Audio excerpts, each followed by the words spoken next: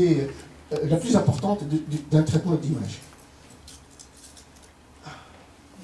Bon, alors maintenant, il faut dire, finalement, on doit répondre à la question, qu'est-ce qu'une image?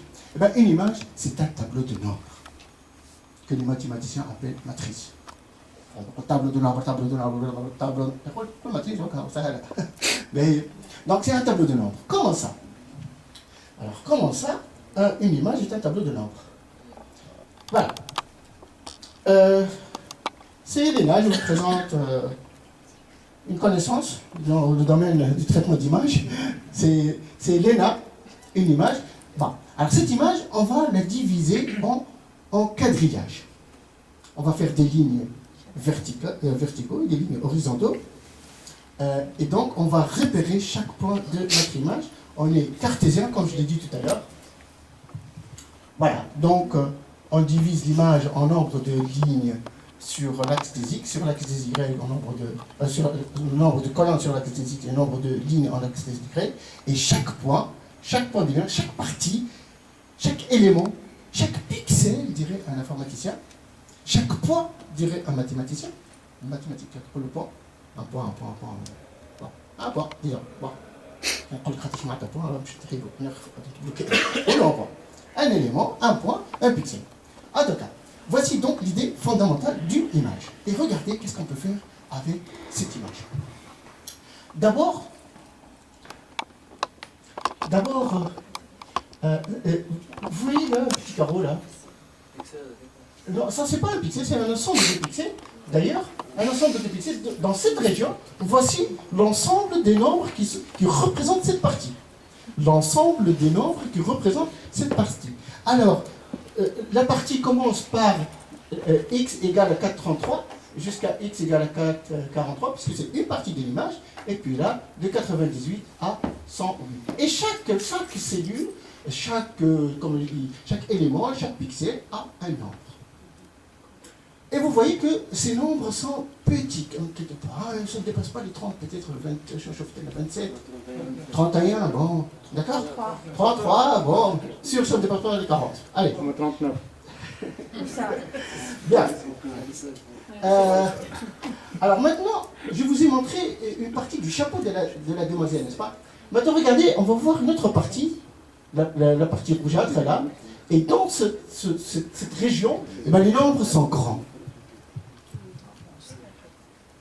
Donc globalement, là où il y a beaucoup de lumière, là où c'est blanc, les nombres sont ah oui. Et ça c'est inversé. أنا بدلوني En tout cas, le noir, كردني le noir c'est des grands nombres. Hein? Le noir c'est... بدلوني كيف كردني في الأوديوفيزيال. Tout à fait le contraire. Techniquement, c'est tout à fait le contraire. Normalement, on a fait. Mais on a fait des applications, qu'est-ce qu'on fait? On prend les nombres petits. 0, ça veut dire noir. 2,55 par exemple, ça veut dire que c'est blanc. D'accord? Donc on a toute une nuance du noir vers le blanc. Toute cette nuance, on va la diviser en 2,55 valeurs. D'accord? De 0 à 2,55 en 2,56 valeurs. Bien. Donc voilà donc ce que c'est un nombre pour nous. Rappelons que la numérisation, le fait de numériser une scène, à partir de là, donc nous avons ici une image, nous avons notre caméra qui contient un système électronique pour capter cette lumière, hein, et puis nous avons derrière ça un tableau de nombres. Alors, la première partie qui s'appelle l'échantillonnage est très importante. C'est-à-dire que votre appareil, physiquement aligné, on ne va pas la changer, hein, elle est là, et donc elle va figer le réel. C'est-à-dire, si elle est, par exemple, à 1000 pixels sur la longueur et 500 pixels à la largeur, on ne peut pas faire autre chose. C'est fixé, c'est appareil, il faut se fixé. Donc regardez la partie donc, échantillonnage. Donc, par exemple, à gauche, nous avons une image à 2,56 x 2,56. Et puis une autre image à 128, 128, à 64, 64, et ainsi de suite jusqu'à 8 x 8. Donc vous remarquez que quand le nombre de lignes et de colonnes est grand, l'image est plus nette. D'accord? Bien. Ça c'est la première idée. Autre chose, ça c'est la codification, c'est-à-dire la couleur. Bon, en gros, hein. J'ai dit tout à l'heure que 0 c'est noir, 2,55 c'est blanc. Ça c'est une division, mais j'aurais pu diviser par 4 par exemple. Par ma forme 0, 1, 2 ou 3, 4 couleurs, je fais bac. Donc c'est un choix. C'est un choix. Donc avec 2,56 niveaux, c'est la première image en haut à gauche, sinon avec 64 niveaux, avec 16 niveaux, jusqu'à 2 niveaux, c'est-à-dire soit noir, soit blanc, c'est ce qu'on appelle une image noir et blanc, comme son nom l'indique. D'accord? Donc c'est un choix.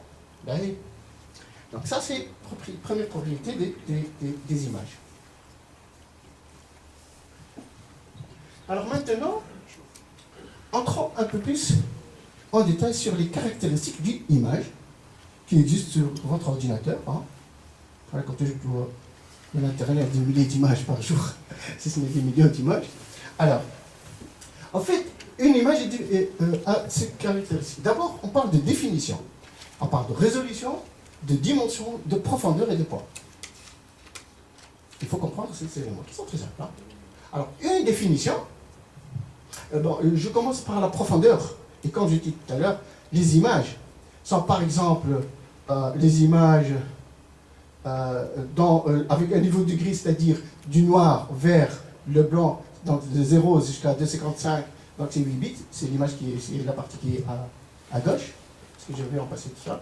Là, c'est l'image binaire, donc chaque élément c'est soit 0, soit 1, ou alors une image en couleur, et là c'est la superposition de 3 images, une pour le rouge, une pour le vert et une pour le bleu. D'accord? Donc le IR, l'image R de XY, en fait c'est une image niveau de gris qui représente le rouge. Combien de rouge